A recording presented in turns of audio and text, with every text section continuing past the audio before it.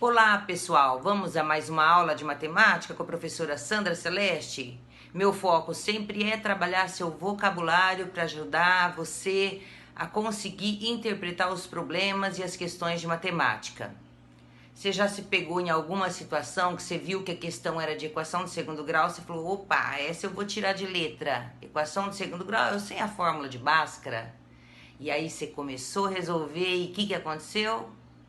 Você não tinha os dados para fazer a fórmula. Você não tinha um enunciado bem claro. Então, o que será que está acontecendo? Na aula de hoje, se você prestar atenção, anotar as dicas, eu tenho certeza que você não vai ter mais esse problema. Então, vamos à aula? Equação de segundo grau, com foco no vocabulário e interpretação dos problemas que envolvem a equação de segundo grau. Vamos começar? Papelzinho do lado, mas antes não se esqueça, se você gostou, dá um like, inscreva-se no meu canal, me acompanhe no Instagram, no final da aula tem todos os dados aí para você, ok? Vamos começar, atenção. Começando, gente, equação do segundo grau, vocabulário e interpretação. Equação do segundo grau te remete a quê? Fórmula de Bhaskara? É só isso? Não, gente. Saber fórmula de Bhaskara é importante, mas a gente precisa entender que o enunciado não vem escrito só resolva pela fórmula de Bhaskara. Existem enunciados onde você precisa interpretar e descobrir qual que vai ser a melhor metodologia para você encontrar a solução da equação do segundo grau. Vou falar um pouquinho de Bhaskara antes de começar. Bhaskara, quem foi Bhaskara? Não é esse da foto, né, gente? Com certeza, né? Bhaskara é bem mais antigo, viu? Mas antes de falar de Bhaskara, vamos lembrar a equação? Você tem que entender o que é equação para resolver equação no segundo grau. Equação, gente, falei na outra aula. Equação vem da palavra árabe igual, ser igual, igualar. Então, para ter uma equação, eu tenho que ter uma igualdade. Eu tenho que ter a ideia de uma balança equilibrada, onde nas duas balanças o peso que está nos dois lados é o mesmo. Não é à toa que eu coloquei aqui 4 exemplos, onde um deles não é equação. Esse primeiro exemplo aqui não é equação. Por que não é equação? Porque não está equilibrada. Ou seja, para ter equação tem que ter mais de uma incógnita, uma ou mais incógnita. Eu tenho que ter sinal de igualdade, eu tenho que ter primeiro e segundo membro. Então, vamos conferir, ó. Eu tenho que ter uma ou mais incógnitas, sinal de igualdade, primeiro e segundo membro. E aqui, isso é equação? Vamos conferir, olha, isso é uma equação, ficou claro. Obedece todos os critérios aqui. Isso não é uma equação. Tem sinal de igualdade, tem primeiro e tem segundo membro, só que eu tenho aqui? Cadê incógnita? Eu não tenho incógnita, eu tenho nenhum valor oculto. O que eu tenho aqui? Uma expressão que representa o perímetro desse retângulo, onde os lados foram apresentados através de uma sentença, de uma expressão algébrica. O que eu vou obter aqui é uma expressão que representa o perímetro desse retângulo. Essa expressão aqui vai ter um resultado a partir do momento que eu for variando esse valor de x. Lembra a diferença entre variável e incógnita? Numa equação, a gente tem uma incógnita. Numa expressão, nós temos uma variável. À medida que eu atribuir um valor para x, eu vou obter um perímetro diferente. Então, isso é equação. Esses dois aqui não são equações. Quais são os tipos de equações que vocês vão aprender? Muitos, mas eu relacionei alguns aqui que você vai concluir até o final do seu ensino médio. Equação do primeiro grau, equação do segundo grau, equação do terceiro grau, irracional, outra do terceiro grau aqui de uma outra forma representada, mas é a mesma da de cima, né? Agora, e o vocabulário que você vai precisar conhecer para interpretar os problemas de equação de segundo grau? O grau, o coeficiente, se ela é completa, se ela é incompleta, o que é resolver uma equação, o que são as raízes de uma equação e, lógico, quais são os métodos que você vai usar para resolver a equação. Se é por Bhaskara, se é por fatoração, se é por soma e produto, tá? Então, vamos começar falando do primeiro termo que você precisa entender o significado. Grau de uma equação. O que te remete à palavra grau? Unidade de medida. Por exemplo, 180 graus. Grau é a unidade de medida de um ângulo. Grau também pode ser a unidade de medida de uma temperatura, de uma pressão, e assim por diante. Agora, o que nós estamos trabalhando é grau de uma equação. Equação do primeiro grau. Tá, por que essa equação do primeiro grau? Olha aqui a minha incógnita. Qual é o coeficiente aqui? É 1. Está oculto aqui? Então é 1. Então eu vou classificar como primeiro grau. Aqui o maior expoente, qual que é? 2. Aqui 3. Então essa é do segundo grau, essa é do terceiro grau e assim sucessivamente. Agora, detalhe, gente. Para eu classificar qual é o grau de uma equação, eu preciso primeiro deixá-la da forma reduzida. Como que eu faço isso? Juntando os termos semelhantes, deixando ela da forma reduzida e observar qual é o maior expoente desta minha equação. É ele que vai definir qual que é o grau da equação. Então, primeiro grau, segundo grau, terceiro grau, um termo só, com cada expoente, o maior expoente define qual é o grau da equação.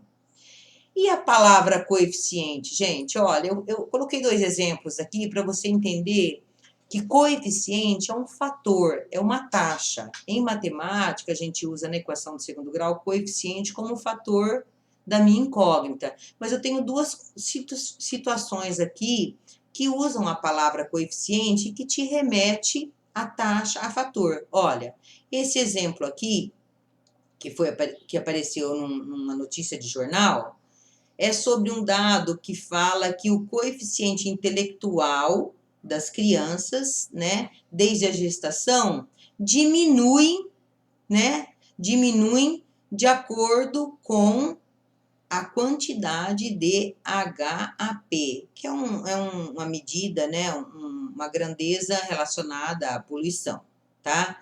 Então, aqui é uma citação, um estudo que foi feito, onde se calculou esse coeficiente, qual é a interferência da poluição no QI de uma criança. Vocês lembram o que é QI, gente? QI é aquela medida que calcula a capacidade de inteligência das pessoas, tá? Então, coeficiente é um fator, é uma taxa. Outra situação, eu tenho aqui uma tabela que mostra o coeficiente geral de mortalidade de Santa Catarina, que é maior que do Acre. Então, eu tenho aqui um coeficiente que me indica qual que é a taxa de mortalidade por idade, né, de Santa Catarina e Acre. Então, esse é um coeficiente, ou seja, para cada 1.000 pessoas, eu tenho uma taxa de 10,3% de mortalidade para menor de 1 ano. Então, o coeficiente aqui foi usado como taxa de mortalidade. Agora, na equação do segundo grau, quem são os coeficientes? Os coeficientes são os números que são colocados à esquerda da minha incógnita. Cada coeficiente tem uma função diferente. Então, o coeficiente A é o coeficiente do termo que apresenta o x elevado ao quadrado, ou seja, a incógnita elevada ao quadrado. No caso, eu coloquei x. O B é o de x e o C é o termo que a gente chama de termo independente. Então, A, B e C são os números que colocamos, né? Podem até ser outros termos algébricos também, não vou entrar nesse mérito agora. Mas o importante é você saber que é muito importante você identificar quais são os coeficientes da equação para poder aplicar as fórmulas e os métodos de resolução. Nesse exemplo aqui eu tenho uma equação do segundo grau completa, onde é muito claro identificar quais são os coeficientes. O A é 3, o B é menos 4 e o C é 1. A equação pode ser completa ou incompleta. Como o próprio nome diz, ela é completa quando todos os seus coeficientes são diferentes de zero. Ela é incompleta quando um ou dois coeficientes for zero. Só não pode o A ser zero, tá, gente? Por um motivo lógico. Se o meu A aqui for zero, eu elimino o primeiro termo e isso deixa de ser uma equação do segundo grau e passa a ser uma equação do segundo grau. Então, eu coloquei alguns exemplos aqui, olha. Qual é o termo que está faltando aqui? Qual é o coeficiente que está faltando? O coeficiente independente, que é o C. Então, aqui no meu caso, o meu C é zero. Então, se C é zero, ela é incompleta. Aqui, o B é zero. Olha, não aparece o termo, o coeficiente que acompanha o X. Então, se o B é zero, ela é incompleta. Aqui, os dois coeficientes são zero, tanto o B quanto o C. Então, ela também é incompleta. Por que que é importante identificar se ela é incompleta? Porque dependendo da situação, o método que você vai usar é mais fácil que o outro. Então, se ela for incompleta, ao invés de você resolver pela fórmula de Bhaskara, você pode resolver ou por soma e produto ou por fatoração, que eu vou exemplificar para vocês. Agora, e raízes, gente? Raiz é o termo mais importante da equação. Quando você resolve uma equação, o que você quer? Você quer a solução. Não adianta você colocar uma equação e você não obter o resultado. A matemática serve para resolver problemas. E a raiz é o nome que se dá para a solução, para o resultado. Ou seja, o valor que eu encontrar é o valor que vai tornar essa sentença verdadeira. Ou seja, este primeiro membro vai ter um resultado igual ao segundo membro. Ou seja, ele gera a sentença verdadeira. É dele que parte a solução do problema. Por isso que acho que está relacionado com raiz aqui. Não é só por isso também, é porque como envolve na fórmula de Bhaskara raiz quadrada, então para remeter a raiz, a solução depende da raiz, né, que interfere bastante na quantidade de soluções, foi usado esse termo para denominar a solução de um problema. Então, quem são as raízes? A gente chama de x1, x2, x', x2', ou seja, o valor que a gente vai atribuir para minha incógnita. Agora, tem certos problemas que não pede para você encontrar a raiz. Pergunta se é raiz.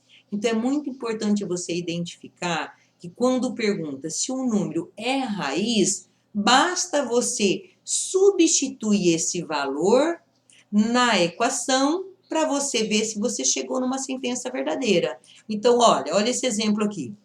O 1, se eu substituir o 1 no lugar de x, eu vou obter no primeiro membro o resultado 0 e o segundo membro é 0, ou seja, tem uma sentença verdadeira. Se a sentença é verdadeira, significa que esse valor é raiz da equação. Agora, o contra-exemplo aqui, ó, se eu substituir x por 2, vai dar uma sentença falsa, ou seja, o primeiro membro deu 1 e o segundo membro é 0. 1 não é igual a 0, 1 é diferente de 0. Ou seja, se eu chegar numa sentença falsa, isso significa que esse valor não é raiz da equação. Agora, a fórmula de Bhaskara, que bendita seja a fórmula de Bhaskara, que ajuda a gente facilita e agiliza muito a resolução de problemas. A fórmula de Bhaskara, basicamente, ela foi criada dessa forma. Depois foi desmembrada para a gente resolver outras situações, problemas. Quem foi Bhaskara, gente? Bhaskara foi um astrônomo indiano que viveu de 1014, né, 1114 a 1185, ou seja, né, faz bastante tempo, né, quase 200 anos, e ele criou essa fórmula de Bhaskara. Na verdade, ele não criou. Essa fórmula, gente, ela foi, na verdade, adaptada, melhorada e desenvolvida através de um papiro que foi encontrado no Egito em 1889, que foi escrita pelos babilônios.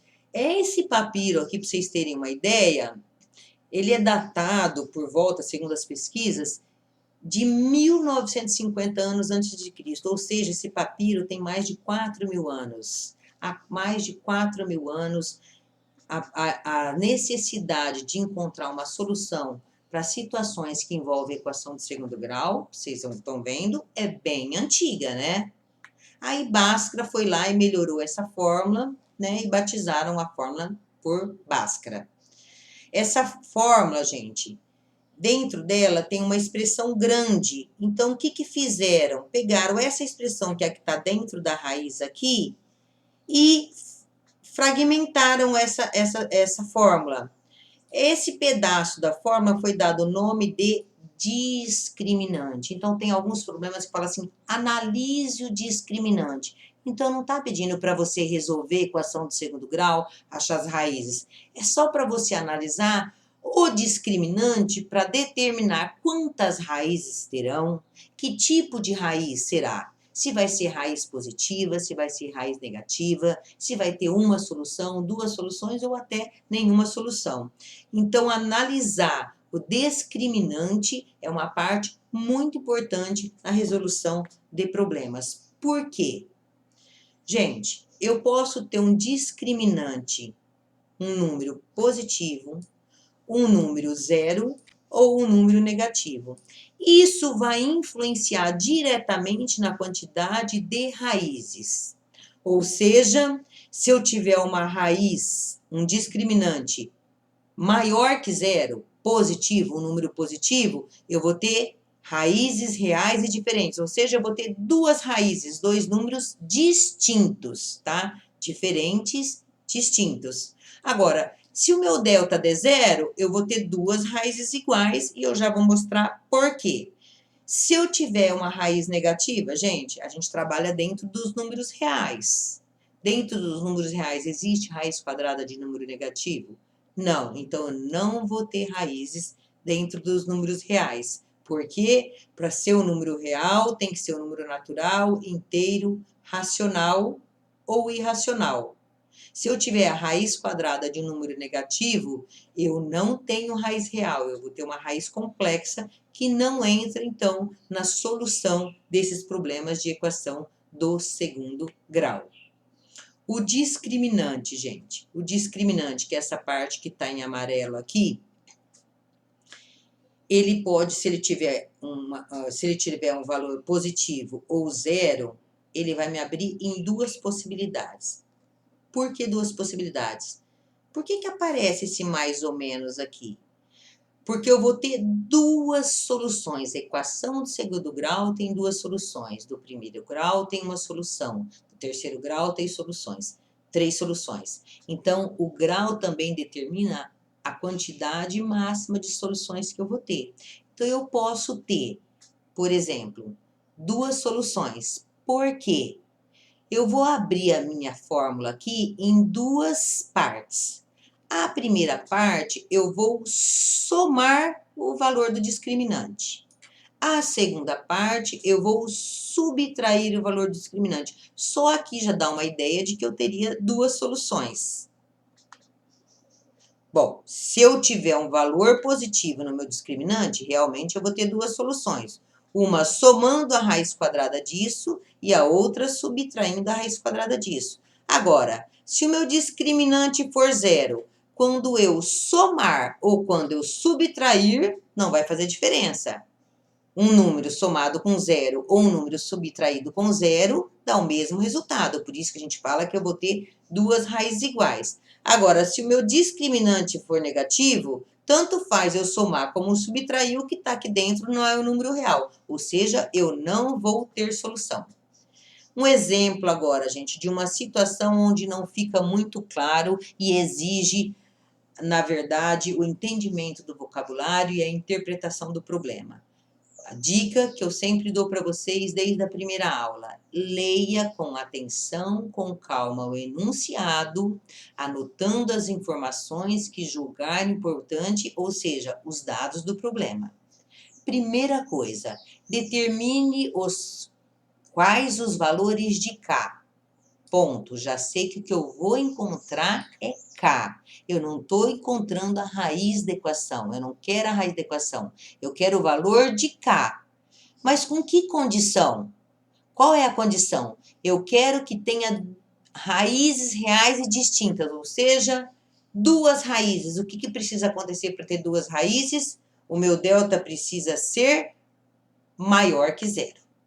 Se o meu delta for maior que zero, eu vou abrir em duas frentes. Somar a raiz e subtrair a raiz quadrada de delta. Então, qual é a condição? Que b ao quadrado menos 4ac tem que ser maior que zero. A partir do momento que eu coloco uma condição, eu desenvolvo essa condição. Aliás, essa condição aqui é uma inequação. Por que é inequação? Eu não tenho um sinal de igualdade. Eu tenho uma desigualdade. O meu delta tem que ser maior que zero. E olha, gente, na desigualdade eu não vou ter uma solução. Eu não quero que seja igual, eu quero que seja maior. Então, eu vou abrir em várias possibilidades. Eu vou colocar um parâmetro. A partir daqui, eu vou obter a solução que eu desejo. Então, olha só, a partir do momento que eu coloco a condição, que no caso aqui é a desigualdade, eu atribuo os valores do coeficiente, por isso que é muito importante observar os coeficientes, com um detalhe aqui, gente, ó, o A é 2, o B é 4 e o C é todo termo independente. Ele tem um parâmetro aqui, o meu C é o 5K.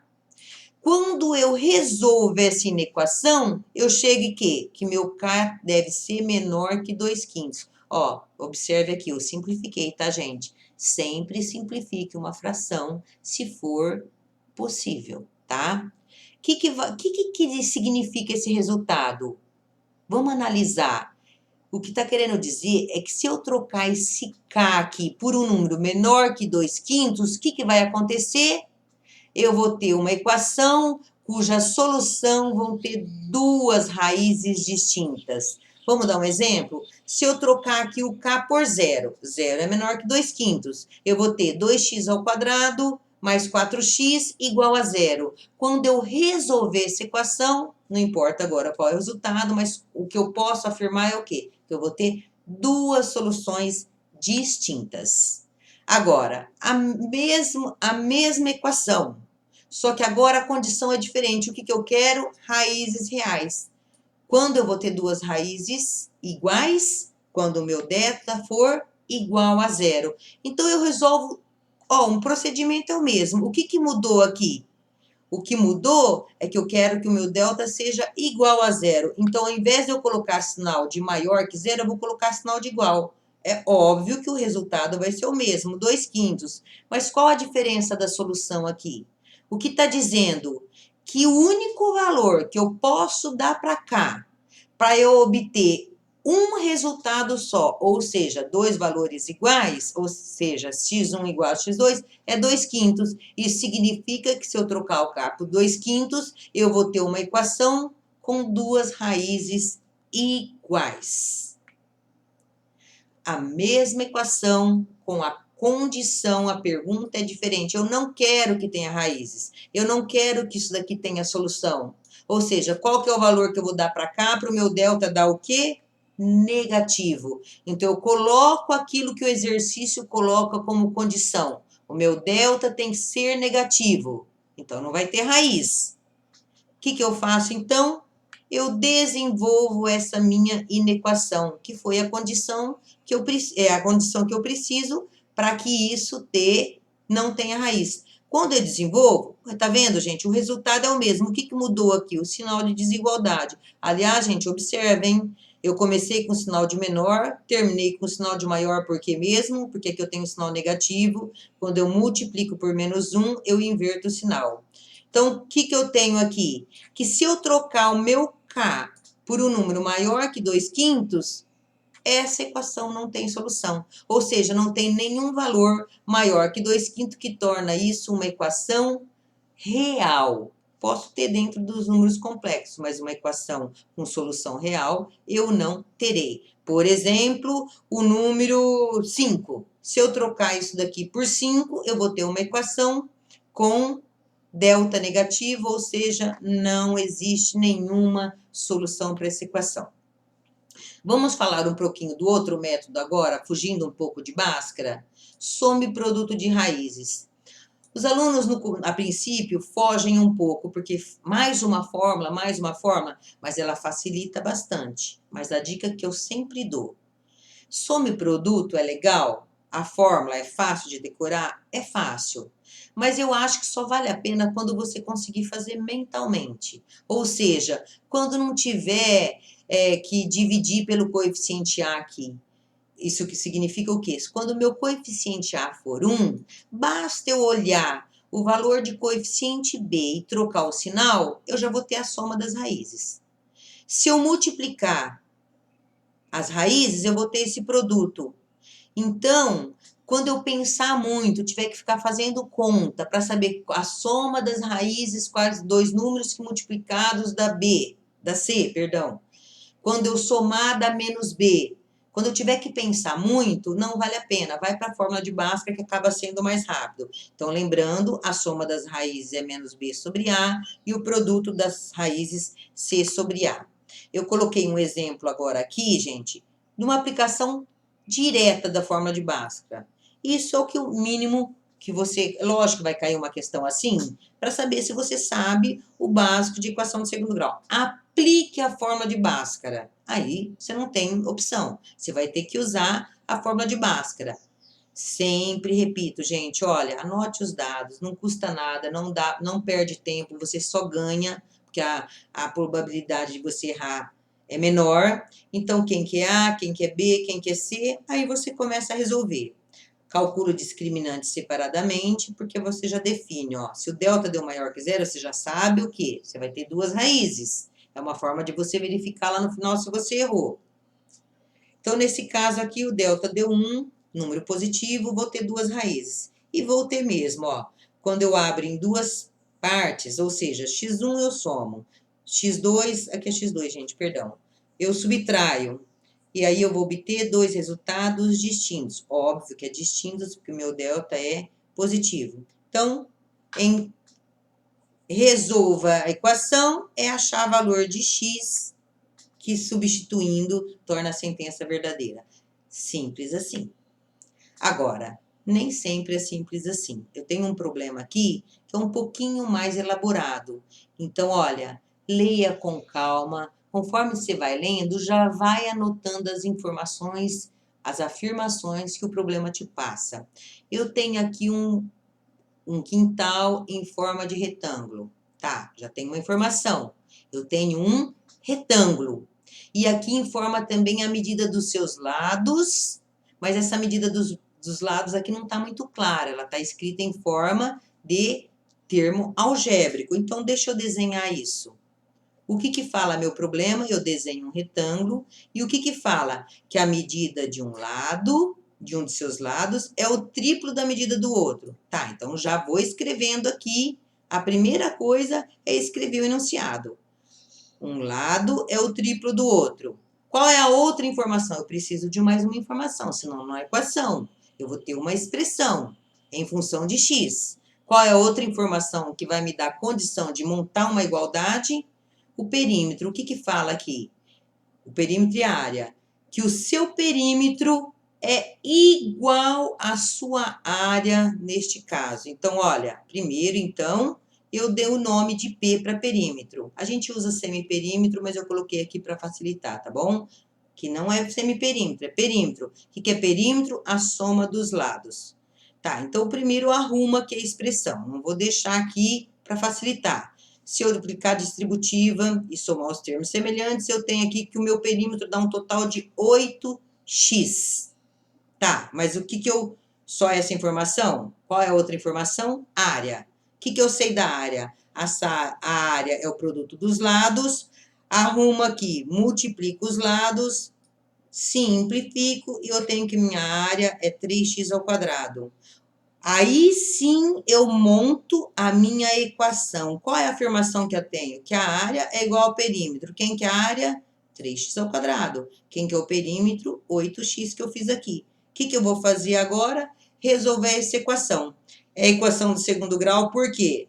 Tem uma igualdade, tem uma incógnita e o maior expoente é 2. Só que para eu resolver a equação do segundo grau, é conveniente que eu deixe igual a zero para eu poder conseguir identificar os coeficientes e tomar a decisão de qual vai ser o método mais prático. Quando eu igualei a zero aqui, eu verifiquei o quê? Primeiro, é incompleta. Incompleta, normalmente, é mais fácil resolver por fatoração. Por que eu falo normalmente? Neste caso, quem que está faltando? O coeficiente C. Ou seja, eu tenho um fator comum aqui que é x. Quando eu colocar ele em evidência, olha a condição que eu chego aqui. Gente, eu tenho um produto. Quem que é o produto? Um número vezes outro número que dá zero. Isso só acontece quando um deles tem que ser zero. Para o resultado dar zero, ou isso é zero, porque é independente do valor que está aqui, zero vezes alguma coisa é zero. Então, uma solução eu já tenho. X pode ser zero, que obedece a esse critério. Qual é a outra condição? Esse outro fator ser zero. Então, isolo aqui, 3x menos 8 igual a zero, passo 8 para lá, passo 3 dividindo, o meu x vai ser igual a 8 terços. O que significa isso? Que para essa condição eu tenho duas opções, x igual a zero ou x igual a 8 terços.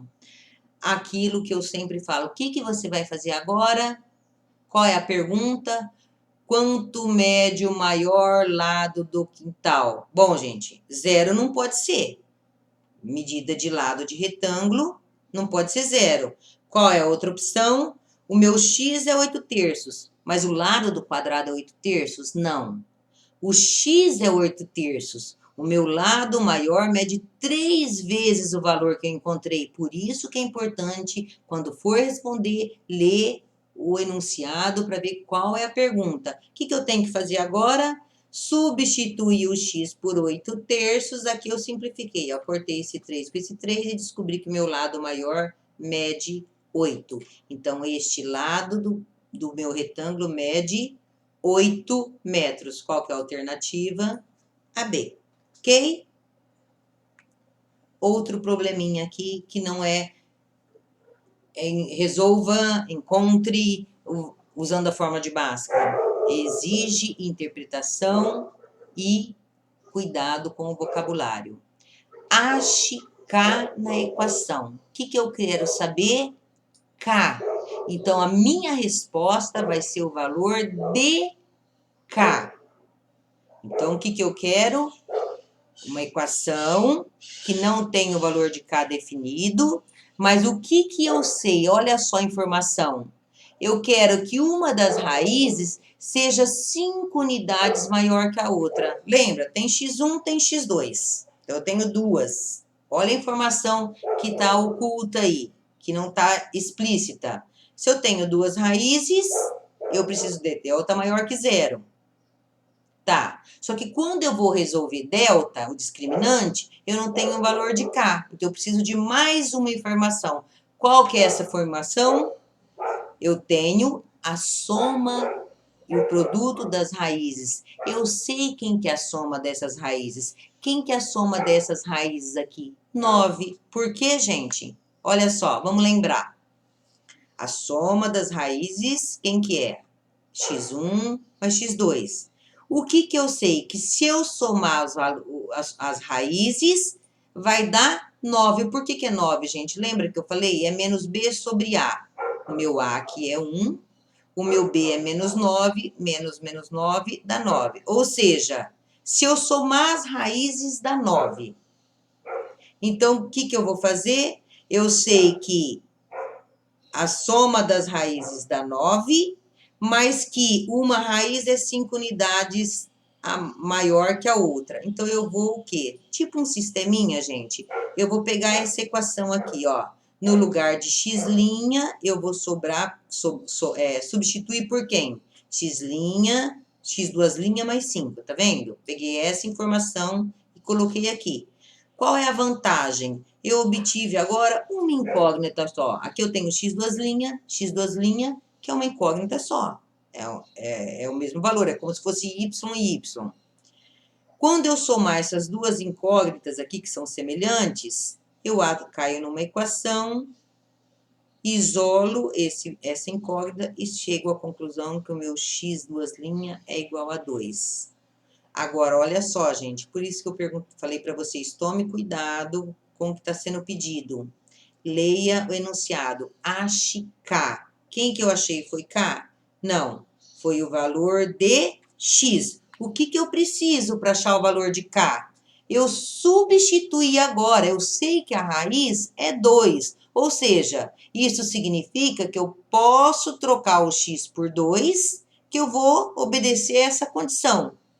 Só que como eu não sei o valor de K, a partir do momento que eu trocar o x por 2, eu vou entrar numa equaçãozinha simples do primeiro grau e vou descobrir o valor de K. Então, se x é 2, eu posso trocar o x por 2. Quando eu troco o x por 2, eu descubro que o valor de K é igual a quanto? 14. Então, vamos traduzir, vamos interpretar esse problema? O que eu encontrei? Eu encontrei que se essa equação aqui, no lugar de K, eu substituir por 14, o que vai acontecer? Eu vou ter duas raízes.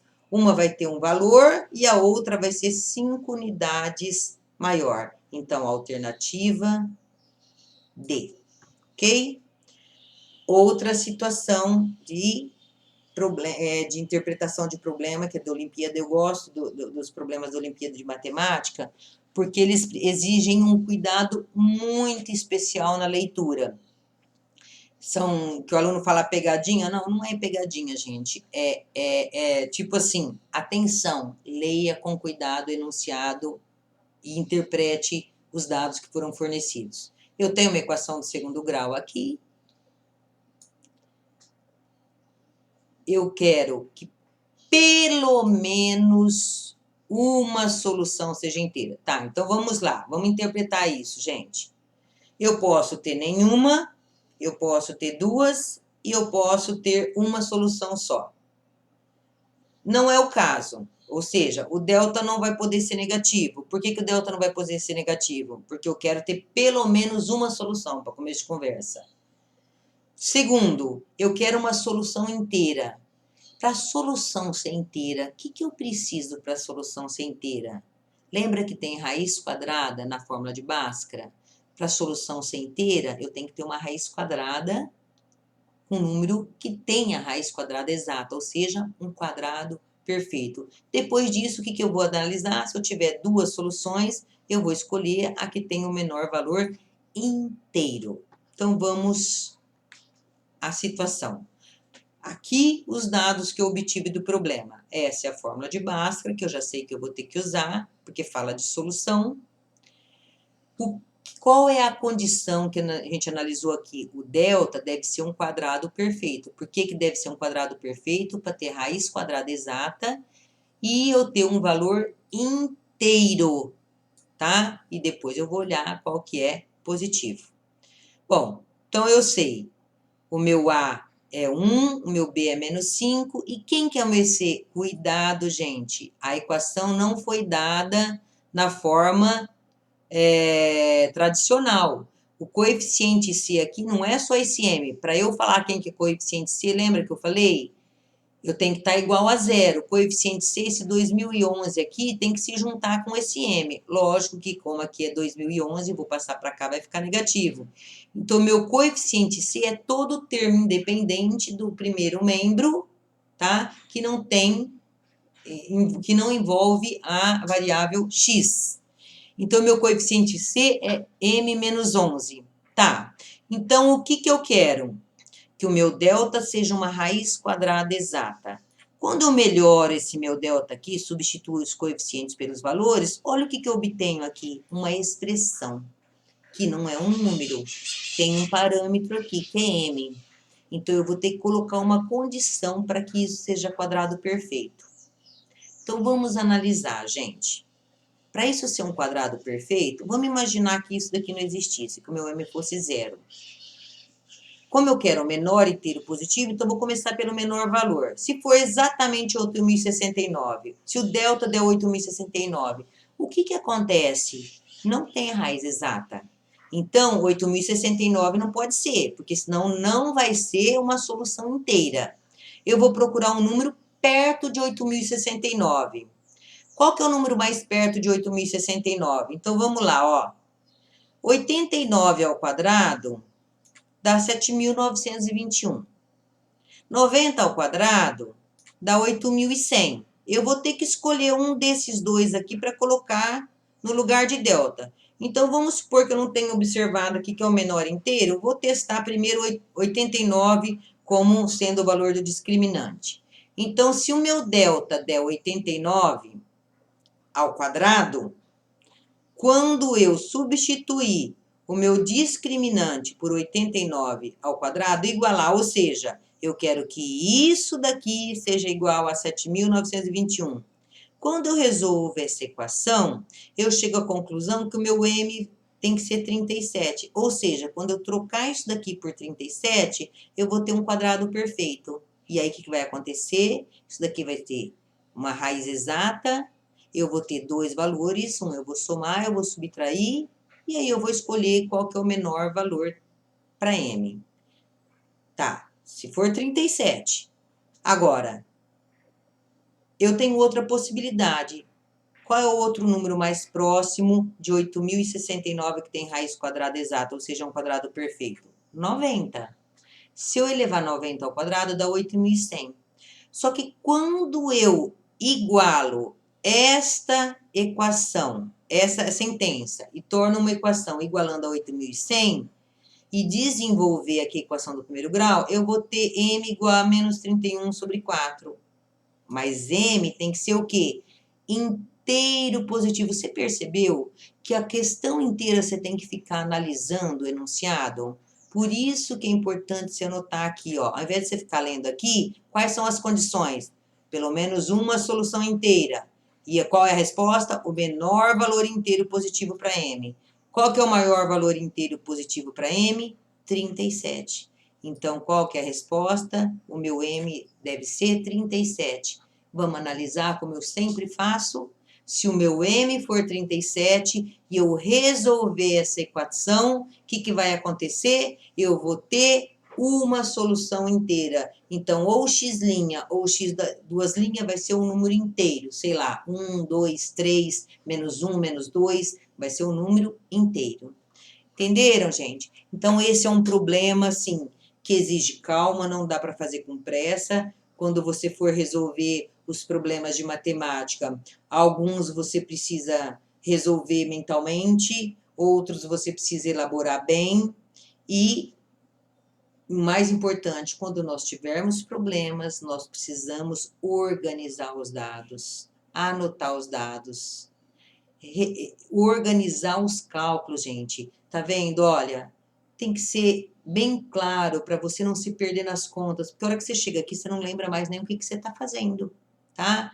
Então, organização, leitura, entender o vocabulário para você saber o que foi dado e o que foi pedido é o mais importante. Então, essa é a minha aula para que você realmente acredite e chegue à conclusão. Eu vou prestar mais atenção no vocabulário e vou ficar craque em matemática. A equação do segundo grau é joia há 4.000 anos. Descobriram que isso é importante. Você só descobriu agora? Foi tarde? Não, foi a tempo, tá bom?